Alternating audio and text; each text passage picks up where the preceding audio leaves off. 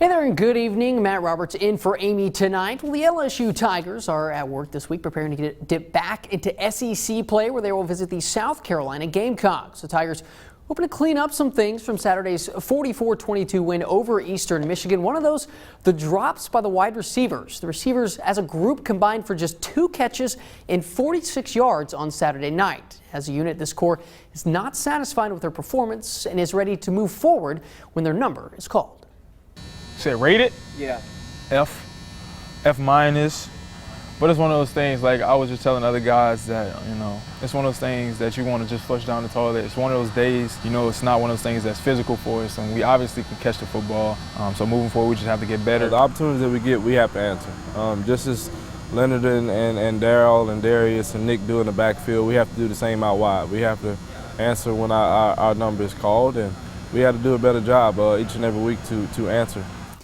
And the Tigers game with South Carolina still slated for 11 a.m. on Saturday morning, while the game time was announced for the Florida game. And get down the fiddle, get down the bow. Louisiana Saturday night in Tiger Stadium, 6 o'clock kick in Death Valley that will be televised on ESPN.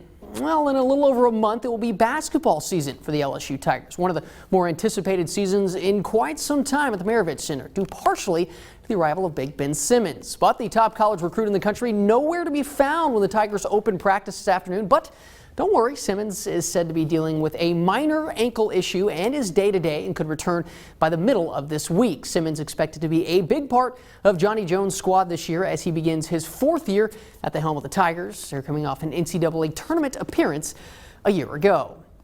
Well, the streak is over for the Saints. Their 3-game losing streak to start the season, done. Their 6-game losing streak in the Dome, over. Thanks in large part to C.J. Spiller and that 80-yard touchdown in overtime. Spiller brought in to be an explosive part of the offense and the special teams, who had seen limited action due to injury and, by Sean Payton's own admission, even a little misuse. In the game prior to overtime last night, Spiller had just 6 touches for a combined 29 yards. But he was ready when his number was called and showed why the Saints brought him in to be such a weapon this offseason. I'm staying in tune because you never know when you're going to be out there. So I wasn't worried about how many times I was touching throughout the game.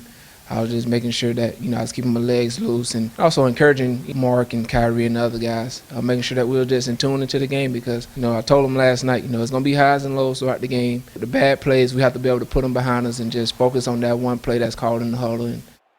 Next up for the Saints, they'll travel to Philadelphia to take on the Eagles. And Spiller said on that touchdown run there in overtime, he uses the big screen to see who was chasing him. So with all these big screens getting bigger in the NFL, you can use them as a rearview mirror. So I guess so, right? Don't field advantage. That's exactly right. You saw him grab that. The one guy grabbed his foot. He's like, get off. Yeah. He turned on the Jets. Get off. Looked in the rearview mirror and left them all there. I don't think so. Hey, stay with us when we come